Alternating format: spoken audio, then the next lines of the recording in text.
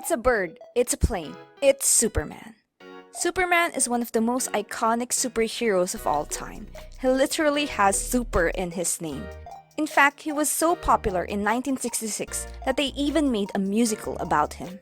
This is where the now famous line, "It's a bird, it's a plane, it's Superman," came from. But with popularity comes reinterpretation.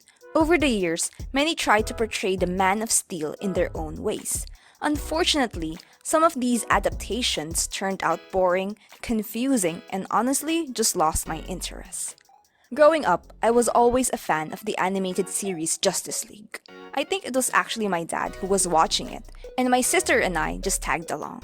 Even though the show centered on the Justice League colorful roster, Hawkgirl was my absolute favorite. My sister's favorite was The Flash. She even had a full costume of him. Back then, I wasn't really aware of the rivalries between DC and Marvel. The only superheroes I knew were almost everyone in the Justice League, and of course, our very friendly neighborhood Spider-Man. As I grew older though, I became more interested in Marvel, mainly because of how connected each film from Iron Man to Endgame was. Justice League just didn't hold my attention anymore. The DCEU films felt all over the place, and most of them were literally dark. I could not see a thing. It wasn't until I watched My Adventures with Superman that I truly came to know and grew to love Superman.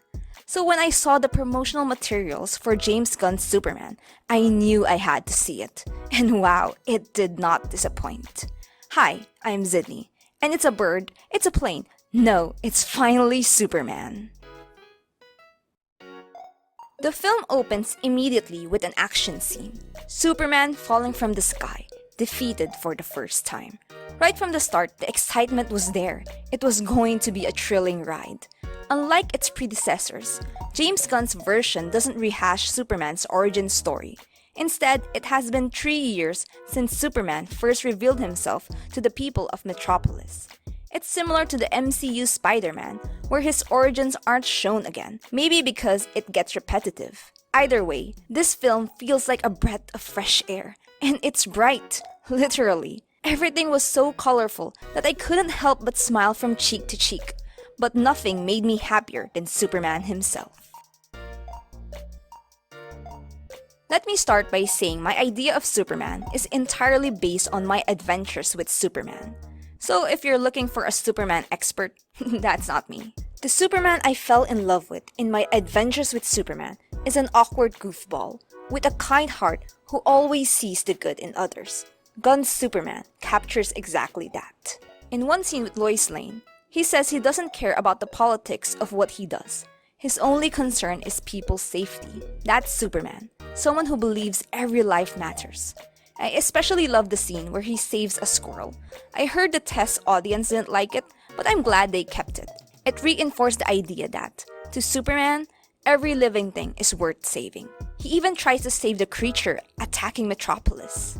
Throughout the film, I found myself rooting for him because he's the kind of person worth supporting. Strong yet gentle, cool yet warm, and it helps that David is very good looking. Despite being a meta-human, he feels human and relatable. His speech to Lex about his experiences as a normal person humanized him even more and made Lex even angrier. I just love this Superman. Speaking of Superman, Nicholas Hoult was fantastic as his #1 hater.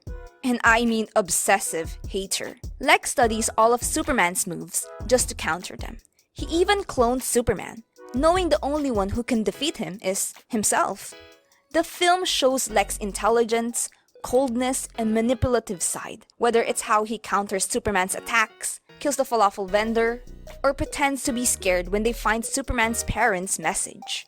The fact that Holt is an inch shorter than David even adds to Lex's frustration. You know an actor's doing great when you just hate the character.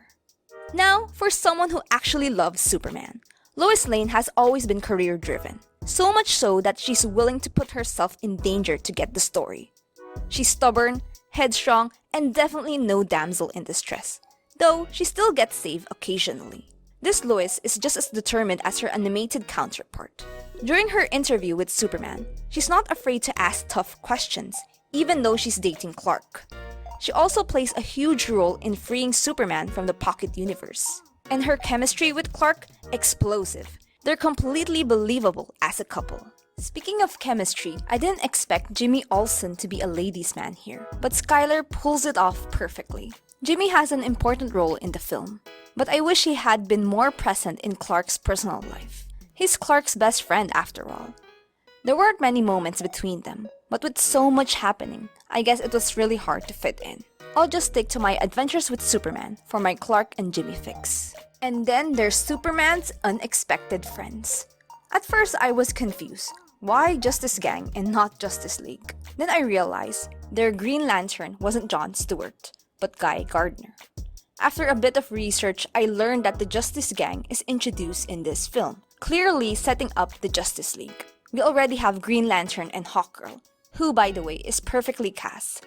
I've said Hawkgirl is my favorite, and seeing Isabella Merced in the role makes me so proud of how far she's come. We also met Mr. Terrific, a new character for me, but one I instantly liked. His name fits. He was really terrific. I especially love the scene where he shielded Lois Lane while fighting Luthor's goons. And the fight set to loud music, classic James Gunn. I love Guardians of the Galaxy, so I had high hopes for Gunn's Superman, and he delivered.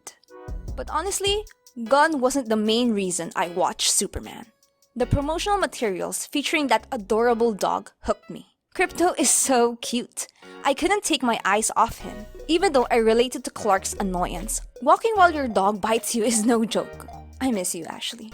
However, although I absolutely adore Krypto, if I'm being honest, he was a bit of a deus ex machina, swooping in to save Superman a lot. But easily forgivable because of how adorable he is. Superman is the perfect introduction to the DCU. If this is the starting point, I'm excited to see what comes next. I was never interested in Man of Steel, which is fine. I wasn't the target audience, please don't attack me. But Gunn's Superman is truly for me. It kept me on the edge of my seat, and when I left the theater, I couldn't stop talking about it. I must have told my family a dozen times how good it was and how they should have watched it with me. I just could not stop yapping about Superman. The ending scene was just absolutely perfect. It was so beautiful. In this film, Superman is a beacon of hope, relatable, lovable, and someone who values every living thing. He represents the best in us, and despite being Superman, he's also deeply, wonderfully human.